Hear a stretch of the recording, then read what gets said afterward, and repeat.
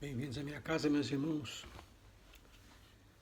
Elevar nosso pensamento a Deus em agradecimento por tudo que o Pai tão bondosamente nos oferece, as oportunidades de crescimento que nos proporciona, a oportunidade reencarnatória que nos concedeu. Agradecer a oportunidade da reunião de estudo, a companhia do Mestre Jesus e nossos bons amigos espirituais, rogando que nos favoreçam para que nosso entendimento se faça mais amplo e mais profundo. Que a paz do Mestre Jesus inunde os corações dos nossos irmãos, que a luz do Mestre se derrame sobre o nosso ambiente de trabalho. Que assim seja.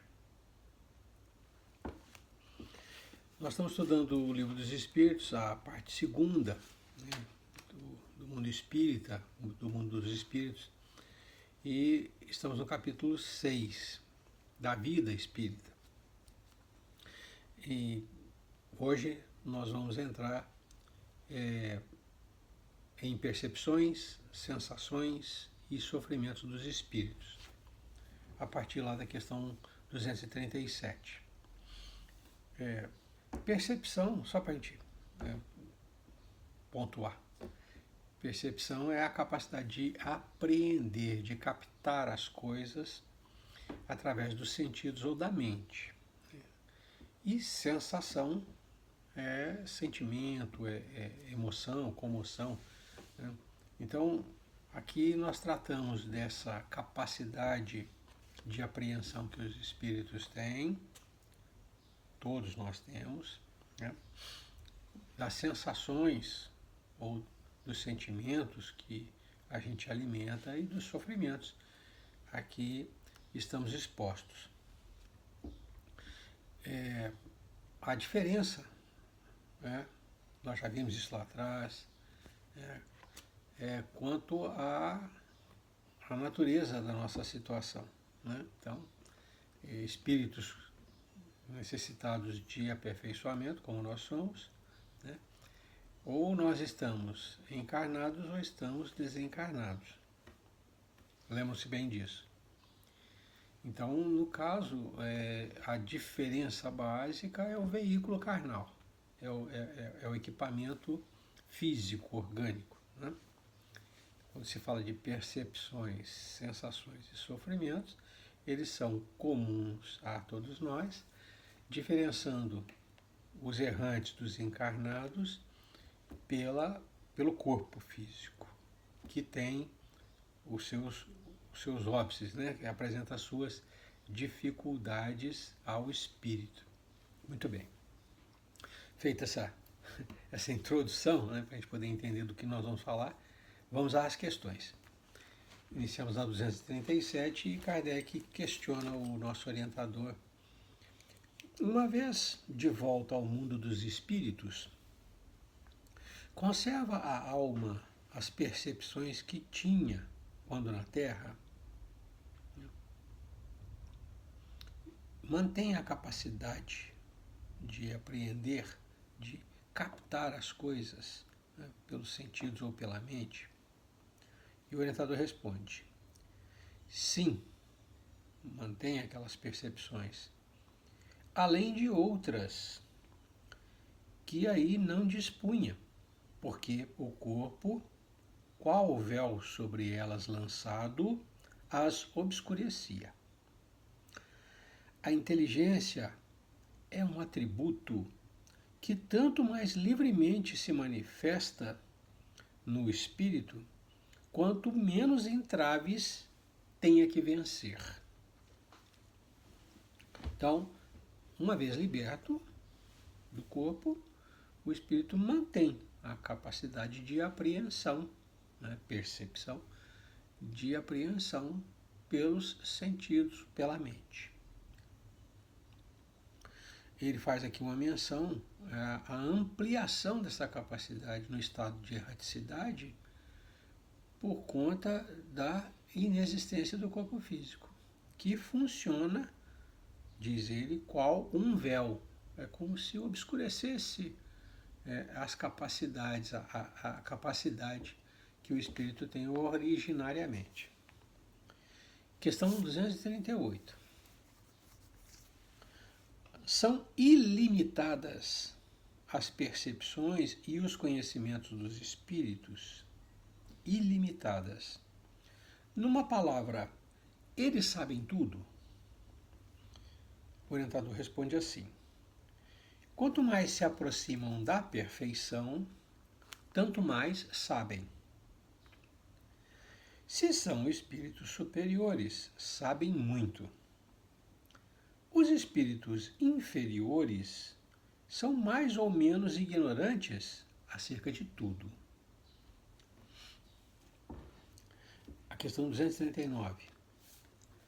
Conhecem os espíritos o princípio das coisas? O orientador responde assim: conforme a elevação e a pureza que hajam atingido. Os de ordem inferior não sabem mais do que os homens. Essas duas questões, a 238 e a 239, perguntando a respeito das capacidades, das possibilidades do espírito, nas duas respostas, o orientador diz, olha, é tudo relativo ao estágio de perfeição que o espírito atingiu. Quanto mais perfeito, mais capacidade. Esse conceito nós já tínhamos visto anteriormente.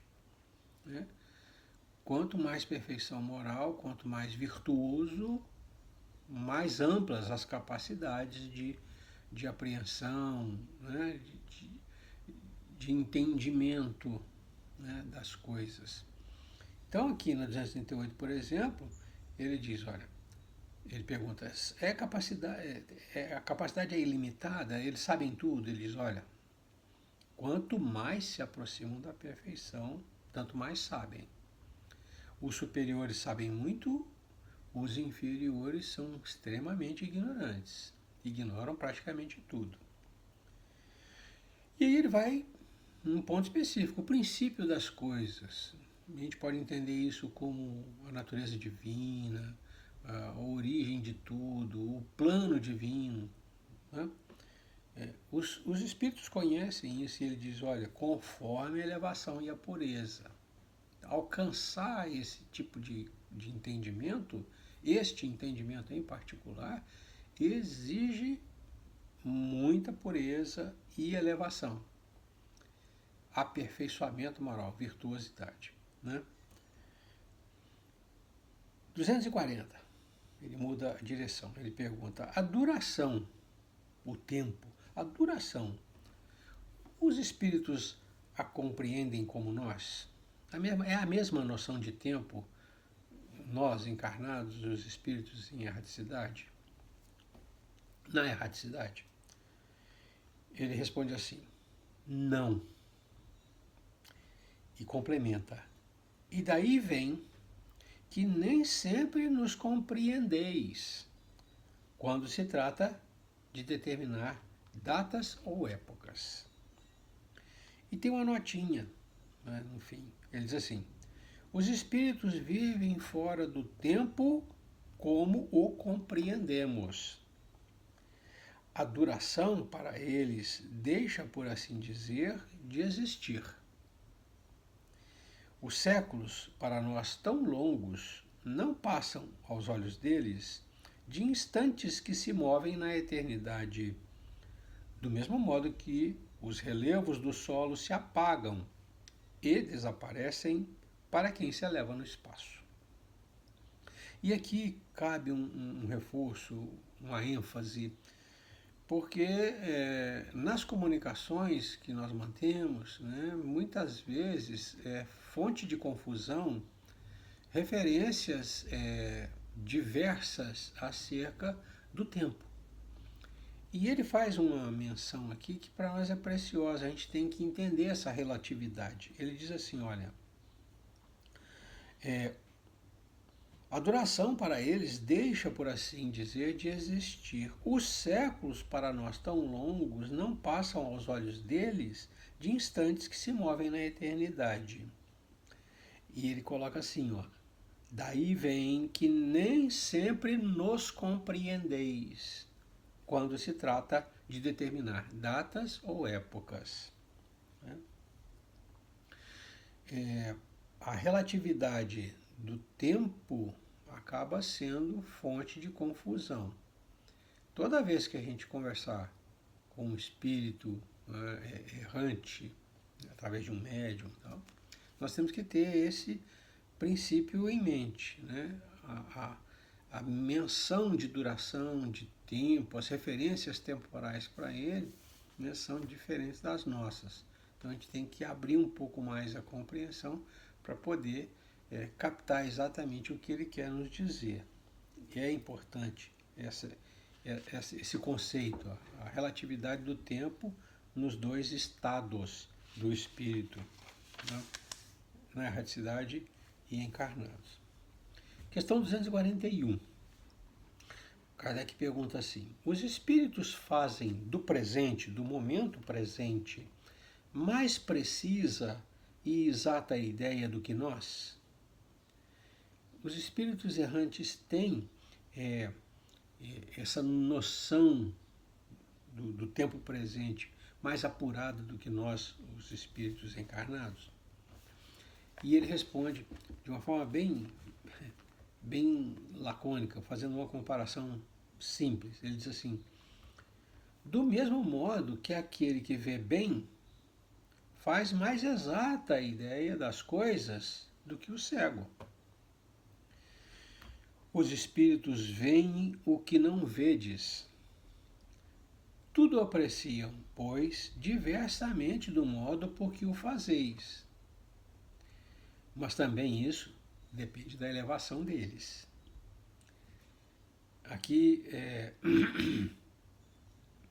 Aqui mais uma referência à ampliação de capacidade, vamos dizer assim, ao aprimoramento da percepção para o espírito errante.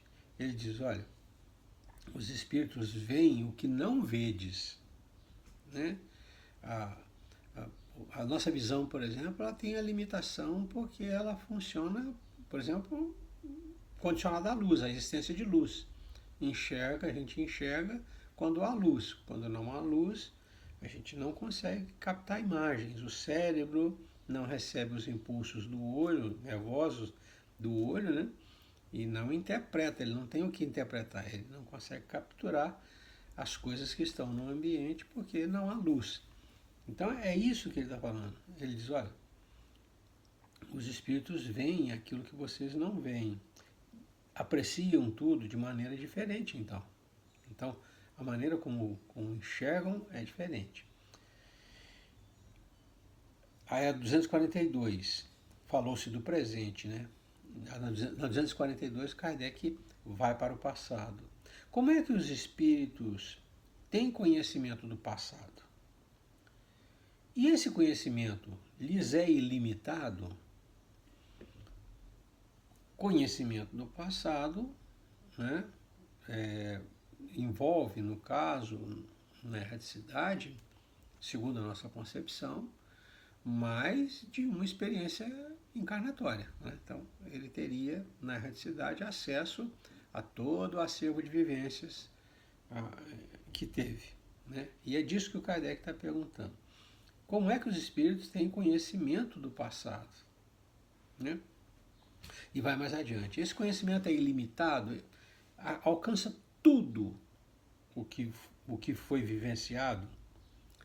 Nós já passamos por uma resposta nesse sentido lá atrás. Mas vamos aqui à resposta do nosso orientador. Ele diz assim: o passado, e isso podem tomar como frase frase lapidar, aquela que fica na cabeça.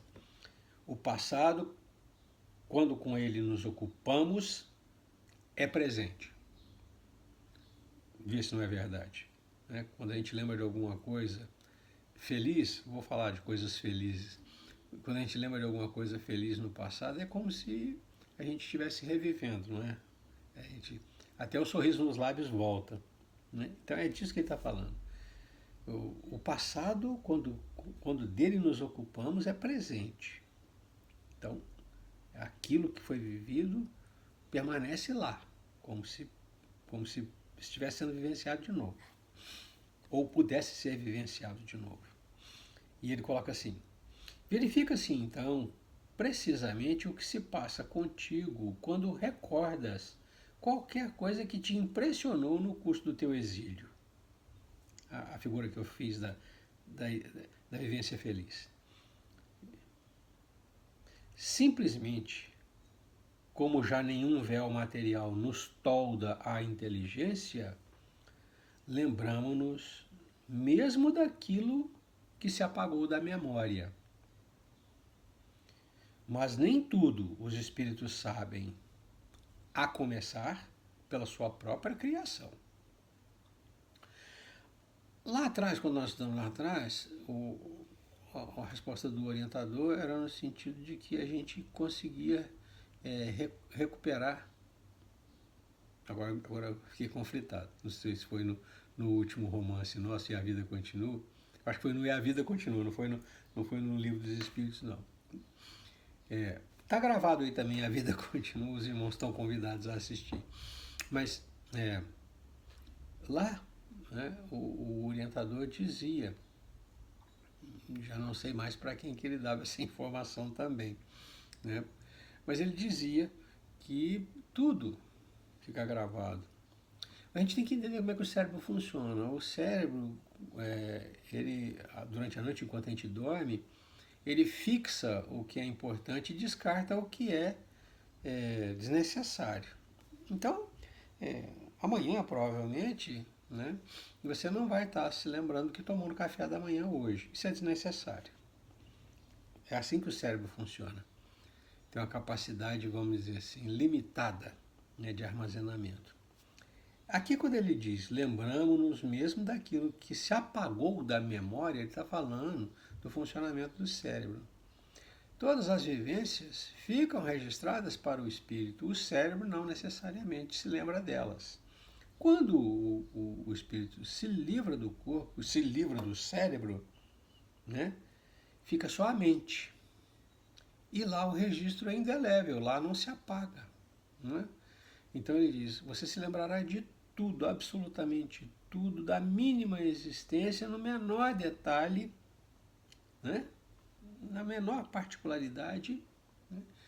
Coisa que a memória já perdeu, já descartou, não era importante guardar. Né? Agora, ele faz uma ressalva. Quando ele pergunta, o conhecimento é ilimitado? Ele diz, não, nem tudo os espíritos sabem. E dá um exemplo que é o mais intrigante para nós, é o que nós sempre perguntamos, né?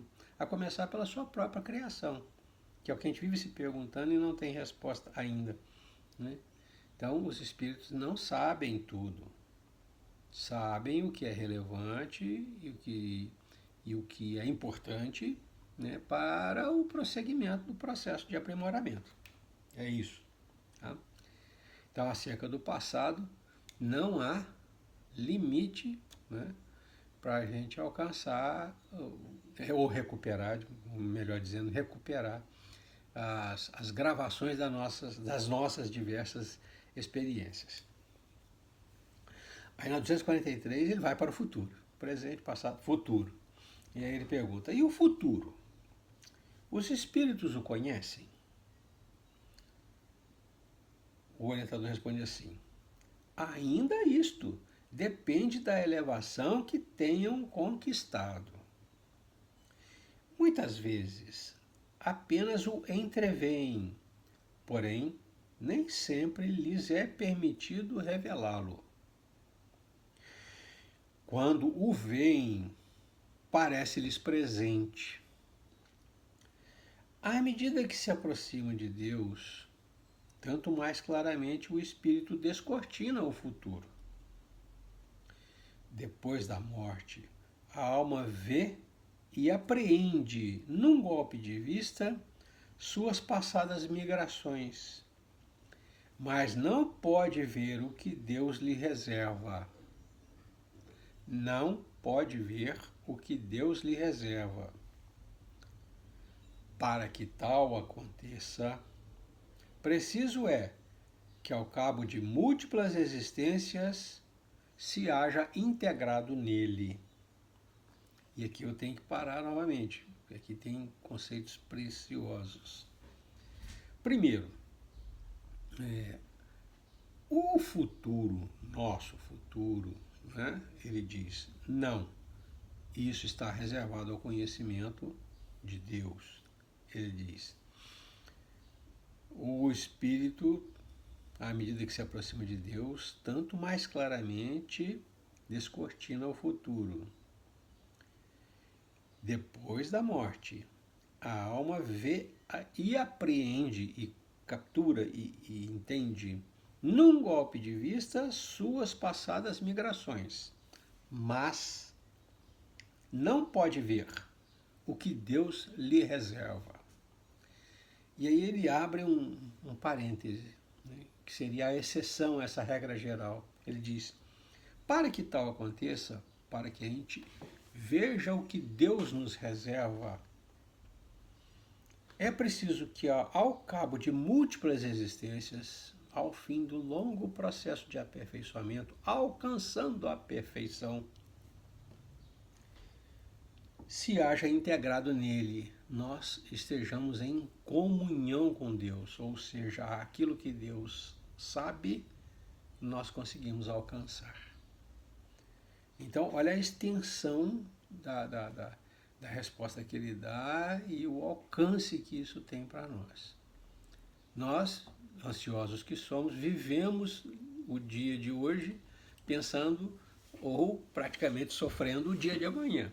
Né? O futuro para nós é uma coisa, assim, vamos dizer, é o sonho de consumo. Todo mundo queria saber o que vai acontecer no dia de amanhã. E essa questão Kardec formula. Ele diz, ao longo da existência do Espírito, o que Deus reserva a ele é conhecimento restrito, não é alcançável. Né? Ele consegue ver tudo o que fez. Num golpe de vista, ele consegue ver tudo para trás. Né? Mas o que vem pela frente a Deus pertence. Você só alcançará esse conhecimento se estiver integrado a Deus.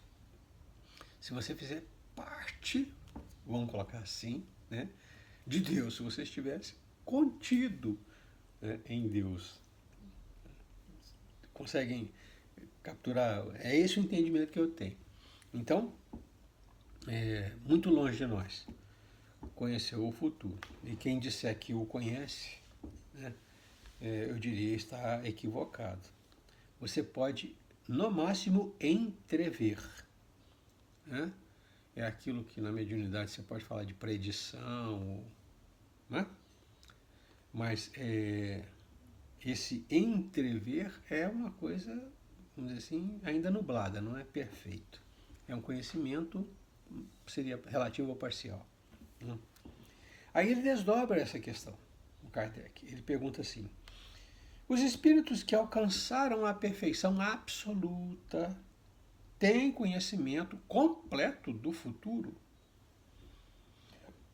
E o orientador responde assim, completo não se pode dizer. Por isso que só Deus é soberano Senhor e ninguém o pode igualar. Dispensa comentário. Né? Então, conhecimento completo do futuro, não, de jeito nenhum. Seria nos igualarmos a Deus. Né? Questão 244. Ele pergunta, os espíritos vêm a Deus? Jesus respondeu isso. Mateus, capítulo 5, versículo 8. Ele diz, bem-aventurados os puros de coração, porque verão a Deus. Né? Então Jesus já tinha respondido.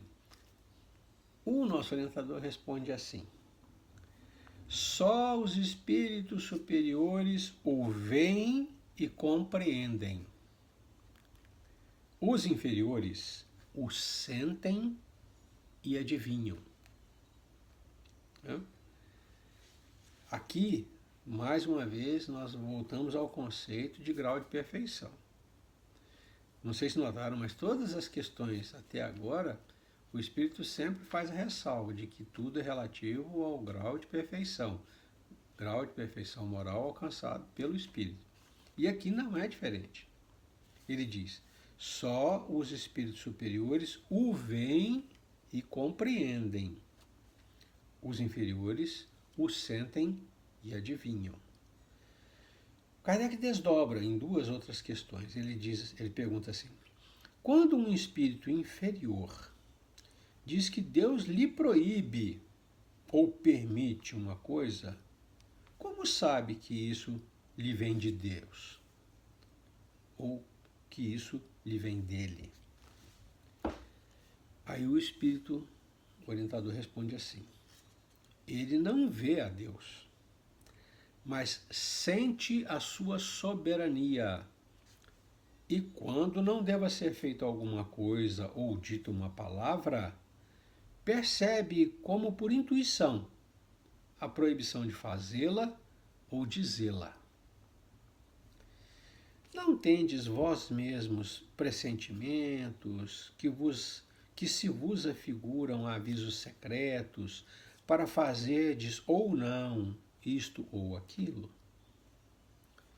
O mesmo nos acontece, se bem que em grau mais alto, pois compreendes que, sendo mais sutil do que as vossas a essência do espírito, dos espíritos, podem estes receber melhor as advertências divinas. Aqui, né, ele invoca uma coisa que é comum a todos nós. Né? Para mim, é claro que ele diz, olha, quantas vezes já aconteceu de você ser advertido, a gente chama de voz interior, né, por um pensamento, né, de que determinada coisa é proibida, de que determinada coisa não deve ser feita. Né? É Deus apontando para você, né, o caminho por via indireta, não diretamente. Não é ele se referindo a nós. Nós já vimos que para alcançar essa graça de vê-lo e compreendê-lo, há necessidade de uma perfeição.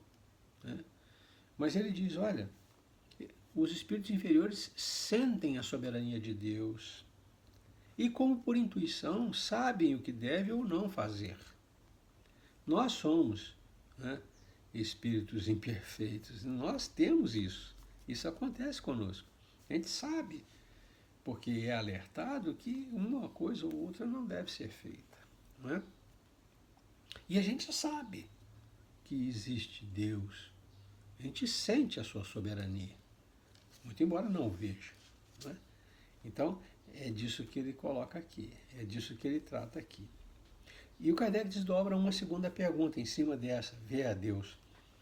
Deus transmite diretamente a ordem ao espírito ou por intermédio de outros espíritos? Nós também já passamos por esse terreno, né? E o orientador responde assim, ela não lhe vem direta de Deus. Eu grifo, para se comunicar com Deus, é-lhe necessário ser digno disso. Voltamos a Jesus, Mateus 5,8. Só os puros de coração verão a Deus. E ele prossegue. Deus lhe transmite suas ordens por intermédio dos espíritos imediatamente superiores em perfeição e instrução. Ou seja, aquela hierarquia que nós já estudamos lá atrás, né? As classes, as ordens dos espíritos e as classes dos espíritos, ela está aqui refletida. Né? Na medida que o espírito vai avançando, ele atua na obra divina, ele trabalha na obra de Deus como um intermediário em relação aos que estão imediatamente à retaguarda, com a responsabilidade de orientá-los. Né? Essa é a tônica da resposta. Ele diz, olha, Deus lhes transmite, né, ou a todos nós, Deus lhes transmite suas ordens por intermédio dos espíritos imediatamente superiores em perfeição e instrução. E assim, uma grande cadeia, né, de inter-relações de responsabilidade entre os diversos irmãos espirituais, né, na medida em que avançam. Então, quanto mais avançado, mais responsabilidade pelos que ficaram atrás, porque são os intermediários mais avançados, né, os trabalhadores mais avançados dentro da obra de Deus, dentro do plano divino. Responsáveis por fazer chegar a quem está abaixo a orientação precisa da lei de Deus. A questão 245. E aí ele entra nas faculdades do espírito. Ele pergunta assim: o espírito tem circunscrita a visão como os seres corpóreos? Ele diz: olha, o espírito vê pelos olhos, o homem vê pelos olhos, o espírito vê por qualquer parte do seu corpo espiritual, seu perispírito. Né? E aí ele dá a resposta assim: não existe uma parte definida. Ele diz: ela, a visão, reside em todo ele. A percepção da imagem, né, não está vinculada, como no corpo humano, ao olho. Né? É da essência mesma do espírito, está nele. Então ele captura as imagens, ele decodifica as imagens sem a necessidade de um órgão específico, o olho, impressionável pela luz. Tá? E a questão seguinte vem em cima disso. Né? Precisam da luz para ver? E o espírito orientador: veem por si mesmos, sem precisarem de luz exterior. Para os espíritos não há trevas, salvo as em que podem achar-se por expiação. E aqui a palavra trevas para mim tem um sentido figurado. Não é trevas de escuridão, né? Porque veja, o espírito não necessita da luz para enxergar. Aqui a palavra trevas, né, o espírito está em trevas, não significa que ele não consegue, falta para ele luz para ele ver. Falta para ele a capacidade ou a possibilidade de alcançar a imagem, capturar a imagem. Então ele não alcança, ele não acessa, porque está além dele, está vinculado ao seu grau de perfeição. Se está em expiação, não é? Se está corrigindo em si mesmo alguma coisa, lhe é impossível acessar a imagem. É esse o raciocínio que a gente tem que ter. Então, aqui fica importante a conjugação das duas, 245 e 246. Para nós a visão é essencial. Né? A nossa vida de relação é construída basicamente em cima da visão. Todos os outros sentidos são acessórios complementares, praticamente. Né? E no caso, Kardec se fixou na visão, por ser a percepção principal, né?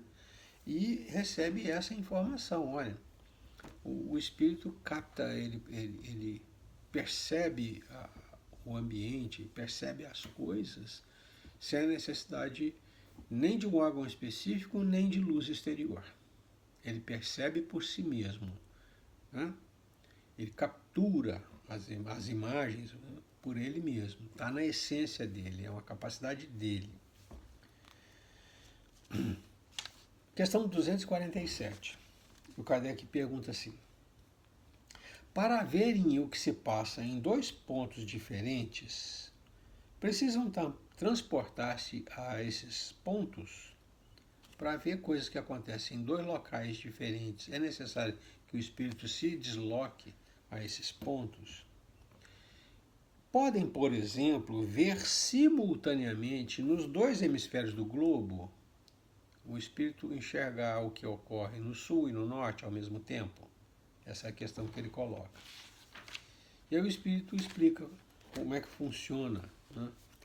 Ele diz assim: como o espírito se transporta aonde queira com a rapidez do pensamento, pode-se dizer que vê em toda parte ao mesmo tempo. Seu pensamento é suscetível de irradiar, dirigindo-se a um tempo para muitos pontos diferentes. Mas essa faculdade depende de sua pureza. Quanto menos puro é o espírito, tanto mais limitada tem a sua visão. Só os espíritos superiores podem, com a vista, abranger um conjunto. E aí tem uma notinha, ele coloca assim: no espírito, a faculdade de ver é uma propriedade inerente à sua natureza e que reside em todo o seu ser. Como a luz que reside, como a luz reside em todas as partes de um corpo luminoso. É uma espécie de lucidez universal que se estende a tudo, que abrange simultaneamente o espaço, os tempos e as coisas. Lucidez para a qual não há trevas nem obstáculos materiais. Compreende-se que deva ser assim. No homem, a visão se dá pelo funcionamento de um órgão que a luz impressiona. Daí se segue que, não havendo luz, o homem fica na obscuridade. No espírito, como a faculdade de ver constitui um atributo seu, abstração feita de qualquer agente exterior, a visão independe da luz. E ele faz uma referência ao tema ubiquidade, que foi objeto do nosso estudo, nesse mesmo módulo, né, vamos dizer assim, nessa segunda parte segunda, lá no capítulo 1º, é a questão de número 92, ubiquidade dos espíritos. Ubiquidade é a capacidade de estar em dois lugares ao mesmo tempo. Né? E lá a pergunta que ele faz é se o espírito se dividia. E lá ele explicou o conceito. Não, o espírito se transporta com tanta velocidade, né, que é como se fosse instantâneo. E outro aspecto é que o espírito irradia, o seu pensamento irradia em diversas direções. É como se ele conseguisse estar em dois pontos ao mesmo tempo, mas é o seu pensamento que irradia, né, com mais ou menos intensidade conforme a sua pureza. Nós estudamos lá na 92. Aqui, né, a pergunta se prende ao fato, né, do espírito apreender coisas que acontecem em dois locais distintos ao mesmo tempo. É possível isso? É possível. Primeiro porque, pelo pensamento, ele pode se posicionar rapidamente, instantaneamente, aqui e ali. Obviamente não é ao mesmo tempo, mas é tão rápido que parece ao mesmo tempo. Para nós seria isso. E a segunda capacidade é a capacidade de irradiação. Né? Ele pode, irradiando o seu pensamento, alcançar pontos diversos ao mesmo tempo. Então esse conceito nós temos que ter. Questão número 248. Pergunta ao espírito, Kardec pergunta ao espírito orientador. O espírito vê as coisas tão distintamente quanto nós? As imagens são nítidas como são para nós? Vamos dizer assim.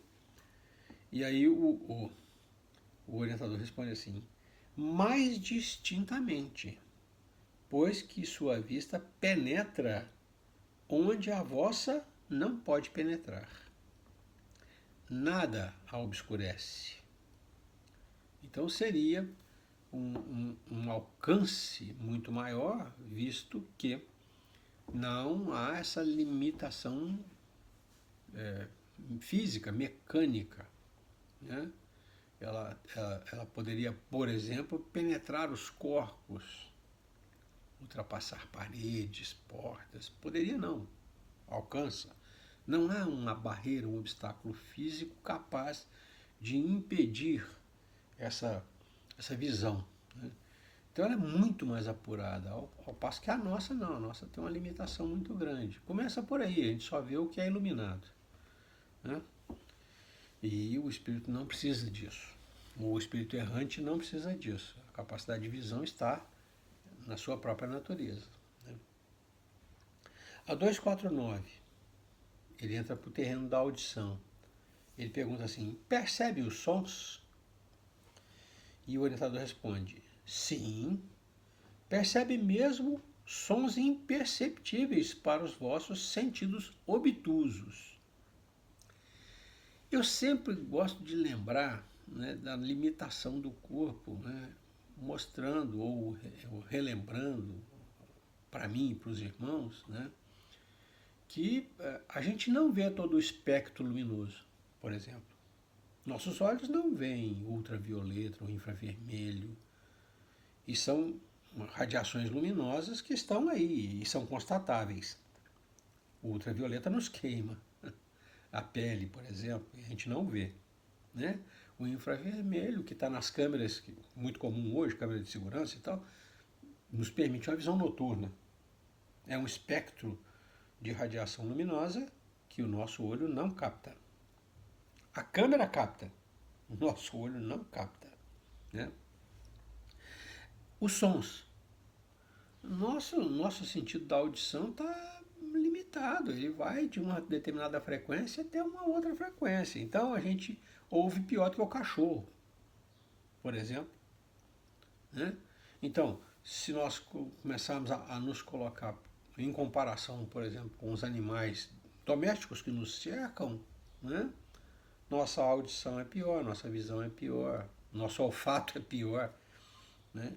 Então, quando ele diz percebe os sons, né? Mas é lógico e muito mais, porque o seu ouvido não consegue captar os sons que estão aí colocados, né? Que estão dentro do espectro que o animal de sua casa capta. Você não ouve e ele está ouvindo. Né? O corpo, né, que lhe imita aparece nitidamente aí. E aí ele desdobra essa pergunta. Ele pergunta assim, no espírito a faculdade de ouvir está em todo ele, como de ver? Como a de ver? E o orientador responde assim, todas as percepções constituem atributos do espírito, lhes são inerentes ao ser. Quando reveste um corpo material, elas só lhe chegam pelo conduto dos órgãos. Deixam, porém, de estar localizadas, em se achando ele na condição de espírito livre. Questão 250. Constituindo elas, essas percepções, atributos próprios do espírito, ser-lhe-á possível subtrair-se às percepções?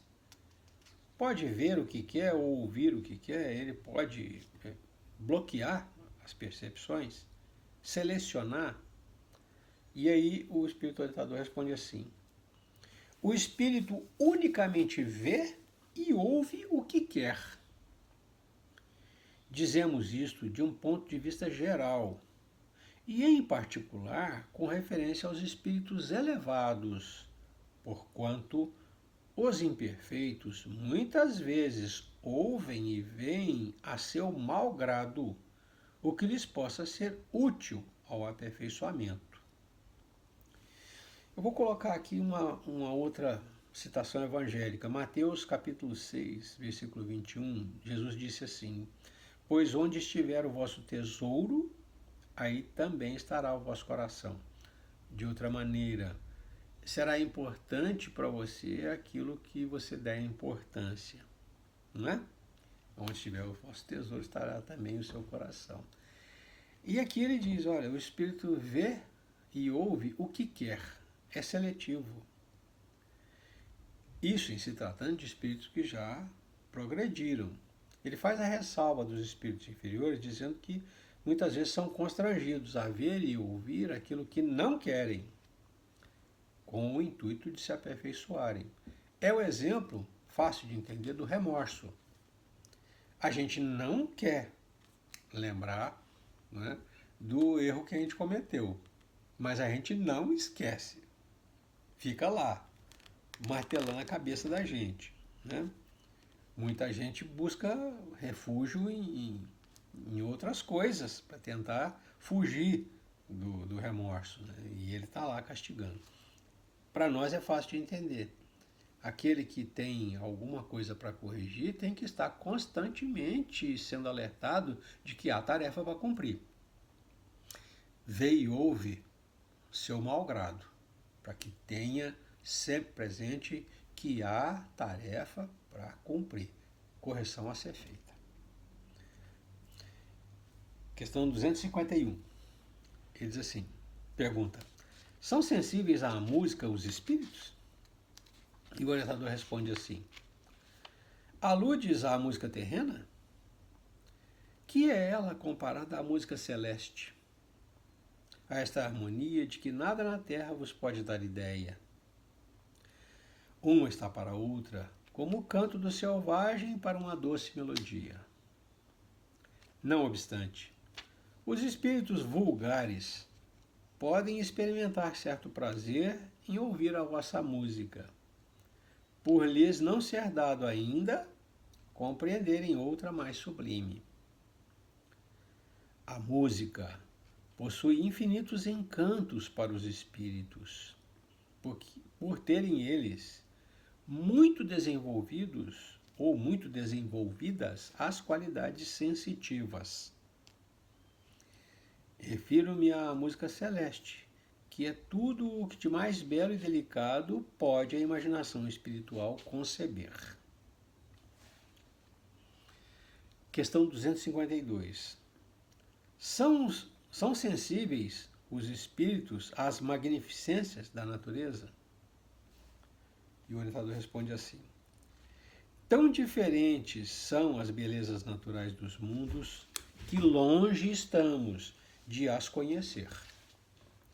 Sim, os espíritos são sensíveis a essas belezas, de acordo com as aptidões que tenham para as apreciar e compreender.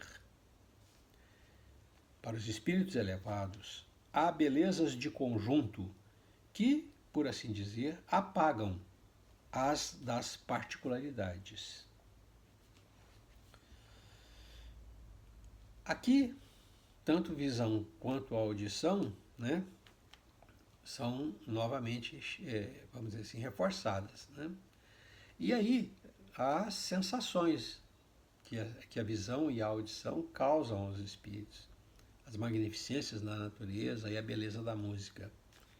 E uma coisa ressalta, né, para nós. Primeiro, que tem muita significação porque são mais sensíveis, a sensibilidade mais apurada, né? Então, a música impressiona muito mais, satisfaz muito mais, vamos dizer assim, né? E, no caso da visão, né, as belezas se expandem, não ficam limitadas àquilo que nós temos por belo, né? Os espíritos, particularmente os superiores, né, têm uma visão muito mais apurada, né? E a visão de conjunto supera em muito a visão de particularidade. Então, aqui um reforço, né, a respeito das sensações que as percepções da visão e da audição causam nos espíritos. 253. Nós já estamos terminando, vou forçar um pouquinho a barra.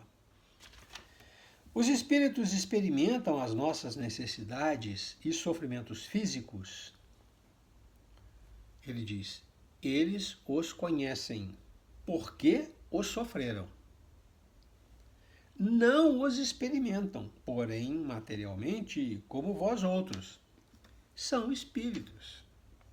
Não há corpo para sentir dor. 254. E a fadiga? A necessidade de repouso? Experimentam-nas? E aí, mais uma vez, ele mostra a precariedade do veículo físico. Ele diz, não podem sentir fadiga, como a entendeis. Consequentemente, não precisam de descanso corporal como vós, pois que não possuem órgãos cujas forças devam ser reparadas. O espírito, entretanto, repousa, no sentido de não estar em constante atividade. Ele não atua materialmente. Sua ação é toda intelectual e inteiramente moral o seu repouso. Quer isto dizer que momentos há em que o seu pensamento deixa de ser tão ativo quanto de ordinário e não se fixa em qualquer objeto determinado. É um verdadeiro repouso, mas de nenhum modo comparável ao do corpo. A espécie de fadiga que os espíritos são suscetíveis de sentir guarda relação com a inferioridade deles. Quanto mais elevados sejam, tanto menos precisarão de repousar. 255.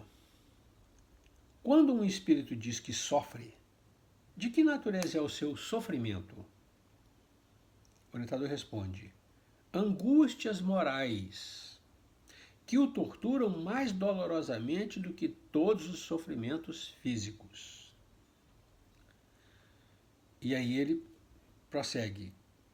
256. Como é então que alguns espíritos se têm queixado de sofrer frio ou calor? É reminiscência do que padeceram durante a vida. Reminiscência não raro tão aflitiva quanto a realidade. Muitas vezes, no que eles assim dizem, apenas há uma comparação, mediante a qual, em falta de coisa melhor, procuram exprimir a situação em que se acham.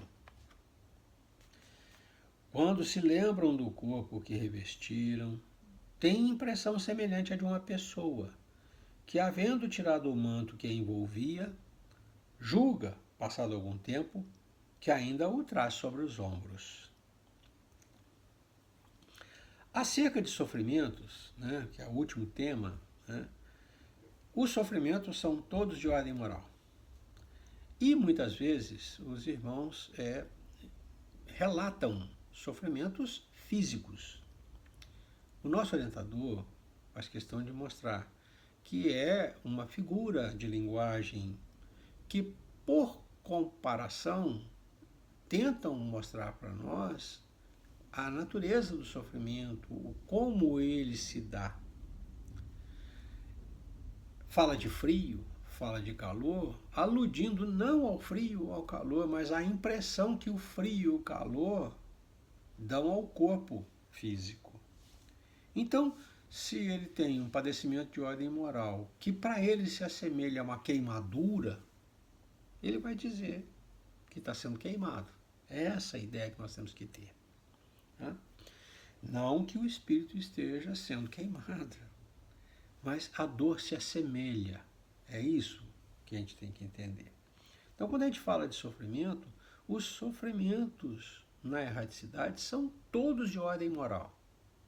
É o remorso, é isso que faz sofrer. Faz a gente sofrer aqui, encarnado, faz a gente sofrer lá, com mais intensidade. Aqui você dorme e, pelo menos por algumas horas, você sai do padecimento. Vamos dizer assim, anestesia a memória. Lá não há anestesia. Essa anestesia. O corpo, não existe corpo para repousar, para dormir. Então, é essa a figura que o nosso orientador cria para nós. São todos padecimentos de ordem moral, e quando eles fazem referência a alguma coisa que seja física, é por comparação. Há apenas uma comparação mediante a qual, em falta de coisa melhor, procuram exprimir a situação em que se acham. E ele faz a figura de alguém que vem com a capa, e tira a capa, coloca no cabide, e horas depois ainda tem a sensação de que está com a capa. Assim, o camarada que é investido na carne fica 80 anos encarnado, e quando desencarna ainda tem essa percepção, melhor dizendo, essa sensação, né, de que está encarnado. Não a percepção, é a sensação de que está encarnado. Bom, eu forcei bastante, passei 10 minutos, me desculpem, mas eu tinha que vencer esse trecho, porque o próximo trecho é também longo e é um texto corrido, cursivo, que nós vamos ter que trabalhar com muita calma. Mas eu tinha que vencer esse fundamento aqui para a gente poder entrar no outro. E eu achei que não deveria partir, né, para facilitar a compreensão. Então me desculpem o excesso de tempo. Né. Nós vamos encerrando, agradecidos pela oportunidade que Deus nos concede de estudar, de trocar ideias, de aprofundar o nosso entendimento, a nossa visão, rogando aos bons amigos e ao Mestre Jesus, né, nos mantenha iluminados para que nós tenhamos clareza em identificar os grandes objetivos que nós ainda não alcançamos e, com a mesma clareza, a segurança na caminhada em direção a eles. E que o Mestre nos mantenha fortalecidos para que a gente tenha a coragem de agir conforme a lei de Deus. Paz e luz é o que eu desejo aos meus irmãos. Deus os abençoe. Até a próxima.